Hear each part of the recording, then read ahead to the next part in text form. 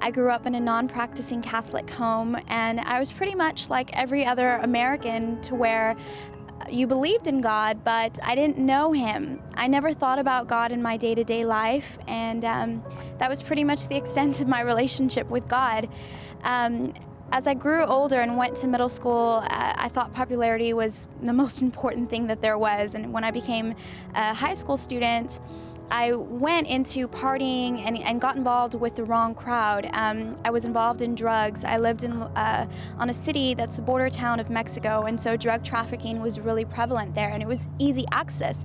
So by the time I was 14 years old, not only was I smoking marijuana, but I was crossing the border, going into the streets of Nuevo Laredo and going to clubs and bars and drinking at the age of 14 years old.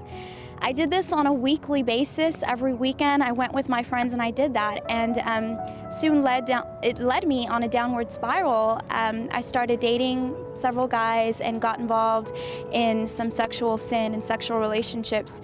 And after those relationships ended, and I had put my whole life into them, because all throughout life I was really a lonely girl searching for love. That was me on the inside. On the outside, you wouldn't have known. I was involved in cheerleading. I was a class officer. I was popular, and it looked like I had everything all together. No one would have ever thought that about me. But deep down, I was lonely. I was missing something, and I was just a girl searching for love. So I searched for love in those wrong places. I searched for love in guys and in relationships. And when those relationships ended, I was so depressed. After I graduated from high school, for that summer, I was thoroughly depressed. And so my antidote to that was smoking pot. And so I smoked marijuana on a daily basis, and I tried to laugh my problems away, like pretty much so many individuals on drugs do. The thing was that was a temporary fix, but at the end of the night, all of my problems were still there. At the end of the night, when I put my head down on my pillow, I would cry. I was still alone. So at that age, when I was 18, my cousin, who was in prison and miraculously got out of jail, God really moved in his life while he was there in prison, called me up, and he told me that I needed to get my life right with God.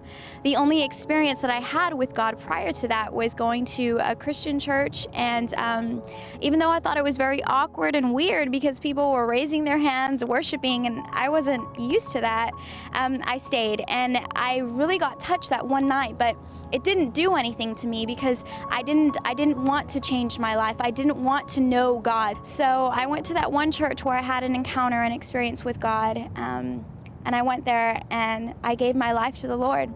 And ever since that day, it was on my 18th birthday, ever since that day, I've never, ever, ever been the same. I said, you know, these cigarettes, this drug addiction, it's not for me. I'm not having it. I don't want it anymore.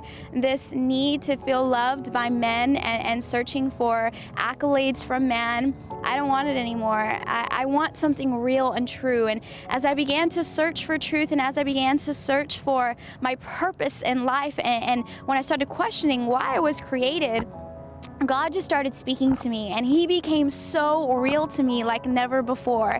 It was more than just a story that I had heard about. It was more than just a man in the pages of a book, but Jesus Christ became so real to me, and I can't even fully explain it, because you have to experience this to really understand what I'm talking about. If you've never experienced the presence and the power and the love of God, you'd think that I'm crazy, but I swear to you, it is so real. It is so true. And so as I started getting filled with the Word of God and reading my Bible and praying, and I got plugged into a local church, and all of a sudden the desires that I had before I came to know Christ changed. When my friends asked me if I wanted to go across the border and party with them, I told them no, I didn't want to anymore. When my friends were, you know, having their cigarette breaks and inviting me over, I said no, I quit. And they were amazed at how I was able to quit. And I told them, guys, Jesus just took away this addiction. God did it for me. It was like that. I was able to break this addiction that I had for years. And so my life just began to radically change, one thing after another, and relationships began to be restored. The relationship that I had with my mother and my father and my siblings as well. God started moving in my family, and the friends that I thought I had, They obviously weren't true friends because they didn't really stick around, but I started praying for God to bring friends into my life, and He did. He brought beautiful friendships into my life, and since then, He's just had control. I've surrendered completely my life over to Him. I was pursuing my degree. I went to college for 3 years, and then God told me I was going to come to Bible school, and so I went to Heartland School of Ministry. I'm now graduating, and I'm going back to finish my degree at a university. But God is still in control of my life, and He has totally changed my life. And I just want to encourage you, wherever you are at in your life, if you are lonely, if you are depressed, if you are searching for love, and if you're searching in the things of this world, I'll tell you that those things are temporal. They're not going to satisfy you. And the only one true person that can truly love you and give you what you are searching for is Jesus Christ. And He can come into your life, and He can radically change your life just the way He changed mine and so many other friends of mine. So if you want that, all you have to do is pray to Him. Ask God to come into your life, to make you new, to change you. Get plugged into a local church, and you'll be amazed at how God will change your life as well.